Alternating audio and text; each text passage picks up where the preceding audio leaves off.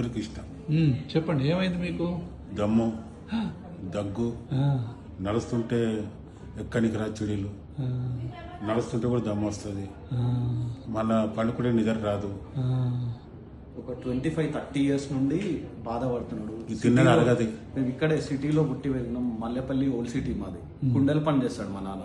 ఆయనకి ఏ అలవాట్లు లేవు, ఓన్లీ కుండల పని. మార్నింగ్ నుండి ఈవినింగ్ వరకు మట్టిలో ఉండాలి, నీరు మట్టి ప్లస్ కుండలు కాల్చాల్సి వస్తుంది. సో ఆ పొగ వల్ల ఈయనకి, ఆ డస్ట్ వల్ల ఒక 30 ఇయర్స్ నుండి ఎన్నో హాస్పిటల్స్ తిరిగాం, ప్రైవేట్ గవర్నమెంట్. మాకు చెప్పాల్సిన అవసరం లేదన్నమాట, చాలా ఉన్నాయి. సో తగ్గలేదు. నేనే శ్వాస hospital, best hospitals for asthma search చేస్తే నారాయణగూడలో ఇక్కడ ఉంది. మా ఫ్రెండ్స్ కూడా అడిగితే సచిన్ అని మా ఫ్రెండ్ ఉన్నాడు, నేను బ్యాంక్ ఆఫ్ అమెరికాలో పనిచేస్తాను, మా కొలీగ్. వాళ్ళ మదర్కి తగ్గిందంటే సరే నేను కూడా సర్చ్ చేస్తే రేటింగ్స్ బాగున్నాయి కదా, ఒకసారి ట్రై చేద్దామని వచ్చాను. 2 months బ్యాక్ వచ్చాను. ఆ రోజు మీరు చూసారు కదా, he was not able to sit, non stop cough.